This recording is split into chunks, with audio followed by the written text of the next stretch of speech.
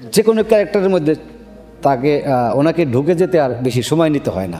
তো এখন সিনেমা ছাড়াও অন্যান্য প্ল্যাটফর্ম আমাদের আছে, যেমন OTT, web series.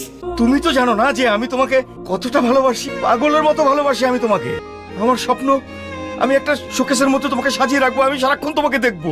Please please তুমি আমার এই স্বপ্নটাকে ধ্বংস করে দিও না প্লিজ। মিলন ভাই স্পেশালি একজন অভিনেতা, তার কথাই বললেন, তার সম্বন্ধে কিছু বলুন। তিনি মানুষ হিসেবে কেমন এবং তাকে কিরকম ভাবে সহযোগিতা করেছেন? আসলে যারা এই পর্যন্ত আসেন, মানে গুণী একজন ডিরেক্টরের কাছ থেকে, আমার মতো ক্ষুদ্র ডিরেক্টর, ওনারা সবাই অনেক গুণী শিল্পী হিসেবেই জানেন। তো ওনারা গুণী আসলে তারাই হয় যাদের ভিতরে প্রকৃত গুণটা আছে। আসলে কোনো শিল্পীর ভিতরে যদি শিল্পী সত্তা, প্রকৃত শিল্পী সত্তা না থাকে, আমরা যাকে গুণী শিল্পী হিসেবে সম্বোধন করি, তাদের মধ্যে অবশ্যই যে গুণটা আছে বলেই তারা গুণী শিল্পী হিসেবে গণ্য হন।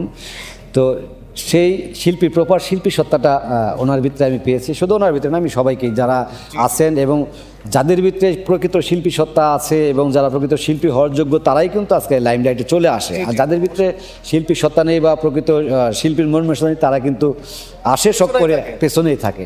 তো অবশ্যই আমার এই সিনেমার কাস্টিং যাদের নিয়ে কাজ করেছে, তারা অবশ্যই সামনের সারির শিল্পী ছিলেন। তারা যেহেতু এই পর্যন্ত আসতে পেরেছে, অবশ্যই তাদের সেই শিল্পী সত্তাটা আছে এবং তারা অবশ্যই সকলেই গুণী। আমি ছিলাম হয়তো তাদের সবার মধ্যে পিছিয়ে। একজন পরিচালক সবসময় স্টার এবং সে সবসময় আর্টিস্টদের চেয়ে গুণী না হলে ছবি বানানো যায়। হ্যাঁ, এটা অবশ্য ঠিক, বাট সেইটা অনেক সময় সিনেমার গল্প পছন্দের ক্ষেত্রে এবং আমি যে গল্পটা সিলেক্ট করলাম, সেই গল্পটা কতটা আমি সুন্দরভাবে স্ক্রিনে আনতে পেরেছি এবং দর্শকের চাওয়া সব কিছু মিলিয়ে যখন সিনেমাটা হিট হয়, তখনই কি আমি কেবল সিনেমার পরিচালকের গুণটা চলে আসে। করার সময় মিলন ভাইয়ের কয়েকটি গুণের কথা বলুন। আসলে আমি তো আগেই বলেছি যে মিলন ভাই একজন গুণী অভিনেতা।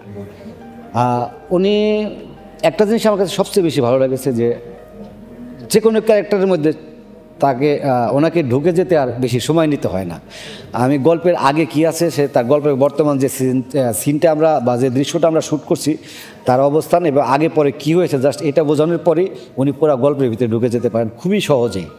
এবং প্রথমেই জাস্ট কনসেপ্টটা মাথায় নিয়ে প্রথম যে উনি শটটা দেন, সেই শটই মানে আমার চাওয়ার চেয়েও অনেক বেশি এগিয়ে থাকে। সেই জায়গা থেকে ওনাকে অনেক বেশি ভালো মনে হয়েছে আর কি।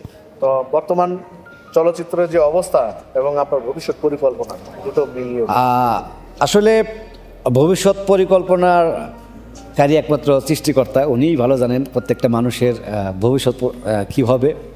তো তারপরও আমরা যেহেতু সেই একদম ছোটোবেলা থেকে শুধু সিনেমাকেই ভালোবেসে আসছি এবং এইটাই নির্ভর, এই ছাড়া অন্য কোনো কাজ শিখিনি।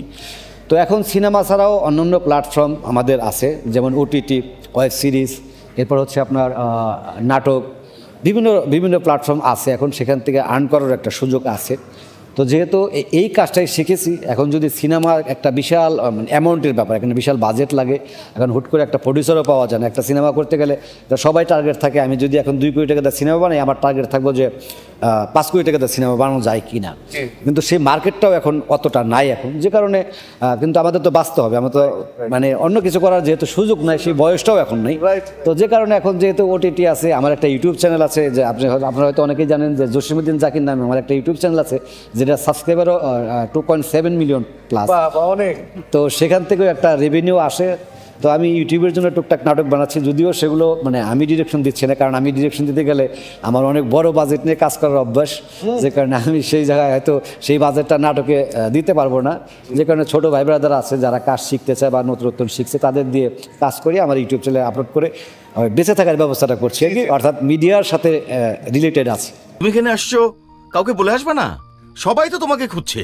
আর আমি ভাবছিলাম যে আমার বউ বোধহয় কোথাও পালিয়ে গেছে। I am kidding. চলো, সবাই ওয়েট করছে, ভাই আসেন।